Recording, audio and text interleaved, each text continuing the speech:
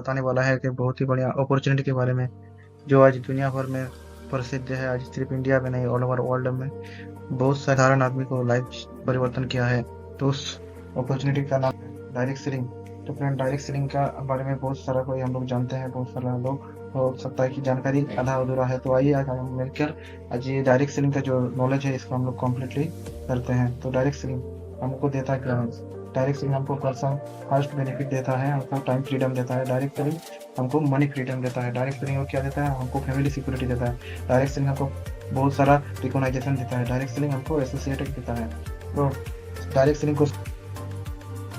Selling है क्या, इसके बारे में जानते हैं। तो डायरेक्ट सेलिंग को समझने के लिए पहले हमको जानना पड़ेगा कि आज तक हम जिस सिस्टम से जुड़े हुए हैं, जिस सिस्टम से अभी हम लोग चल रहे हैं, उस सिस्टम को क्या कहते हैं? उस सिस्टम को कहते हैं ट्रेडिशनल। और आज हम आपको जब जिस सिस्टम के बारे में बताने वाले हैं इसका नाम है डायरेक्ट सेलिंग। तो ट्रेडिशनल क्या है? जैसे कि आप और हम कहीं ना कहीं काम करते हैं फैमिली चलाने के लिए। तो फैमिली के चलाने के दौरान हमको सुबह से लेकर शाम तक घर में कुछ ना कुछ हम लोग को जरूरत पड़ता है। वही जो जरूरत का चीज कहीं ना कहीं जगह से हम लोग खरीदते हैं, उस सिस्टम को ही हम लोग बोलते हैं ट्रेडिशनल सिस्टम। देखिए, हमको अगर कुछ ना कुछ कहीं ना कहीं से खरीदते हैं तो दुकान वाला हमको एक नाम देता है जिसका नाम है कस्टमर।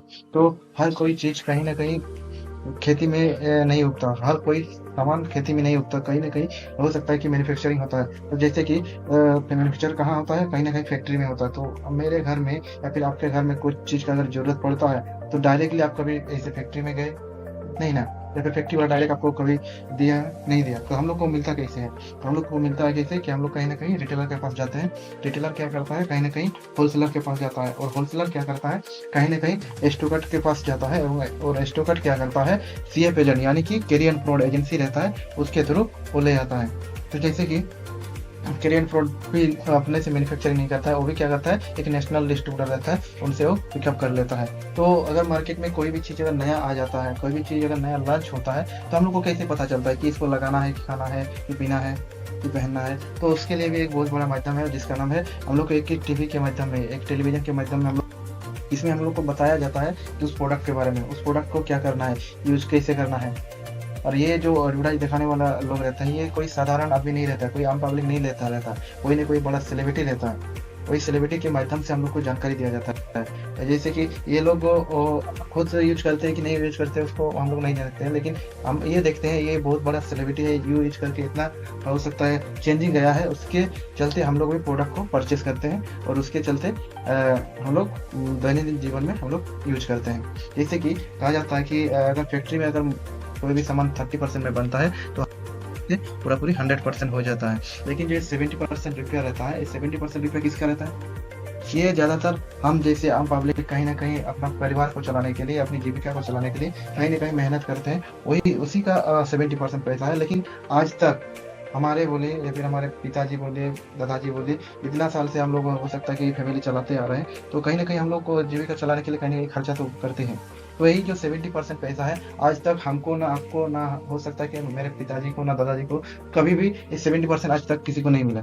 जब आज तक नहीं मिला तो फ्यूचर में भी उस सिस्टम से मिलने वाला नहीं है। लेकिन यही सिस्टम से अगर बताया जाए तो ये 70% रुपया सारा पैसा हम ही लोगों का है, लेकिन हम लोग को कभी नहीं मिलता है इन सारे लोगों को।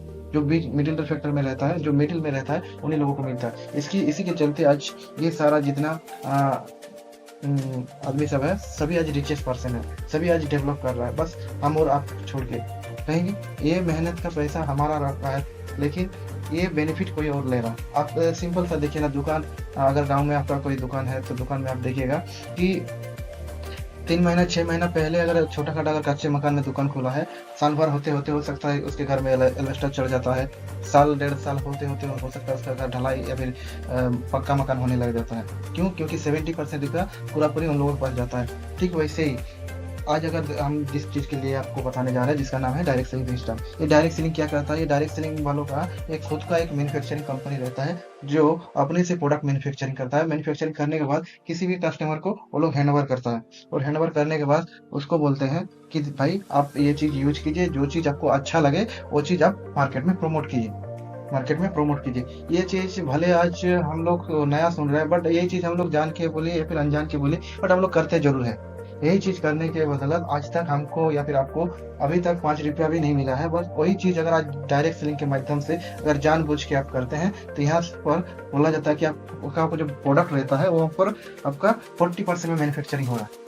अगर 40% में मैन्युफैक्चरिंग हो रहा है तो अगर कस्टमर को हम लोग हैंड ओवर करने जा रहे हैं तो वहाँ 100% में जा रहा है। अगर तब हम लोग को बीच में कितना पैसा बच रहा है, 60% पैसा बच रहा है। तो ये 60% पैसा यहाँ पर कोई होलसेलर, रिटेलर या फिर स्टोर नहीं है। यहाँ पर हम और आपके जैसे एक साधारण आदमी है, एक साधारण व्यक्ति है, जो हम ही लोग प्रोडक्ट को रिकमेंड करते हैं, हम ही लोग प्रोडक्ट के बारे में किसी न किसी को जानकारी देते हैं, हम ही लोग कस्टमर को हैंड ओवर करते हैं। यहाँ पर कोई होलसेलर, रिटेलर नहीं है। इसी के चलते यहाँ पर ये जो 60% पैसा बाकी मिडिल फैक्टर आदमी के अकाउंट में नहीं जाके डायरेक्टली हम और आप जैसे साधारण जितना भी सारे हम लोग को डिस्ट्रीब्यूटर रहते हैं डायरेक्ट सेलिंग एसोसिएशन का, टोटली हम ही लोगों के अकाउंट में डिस्ट्रीब्यूट हो जाता है। अब आप सिंपल से एक बात समझ सकते हैं कि इतना दिन से आप ट्रेडिशनल में कहीं ना कहीं से कहीं ना किसी न किसी दुकान से आप ले रहे हैं, उसके बल बदौलत आज तक आपको कुछ भी नहीं मिला, कुछ भी नहीं मिला। वही अगर आप लाइफ टाइम में वन टाइम आप अगर दुकान चेंज करके आप डायरेक्ट सेलिंग में लेते हैं तो यहाँ पर आपको 60% पैसा मिलने वाला है। तब आप एक सोचने वाली बात है, अगर मान लीजिए कि ये लोग अगर 70% पैसा लेके आज अगर खुद को डेवलपमेंट कर रहा है, अगर फैमिली को डेवलप कर रहा है, उसमें से अगर 60% पैसा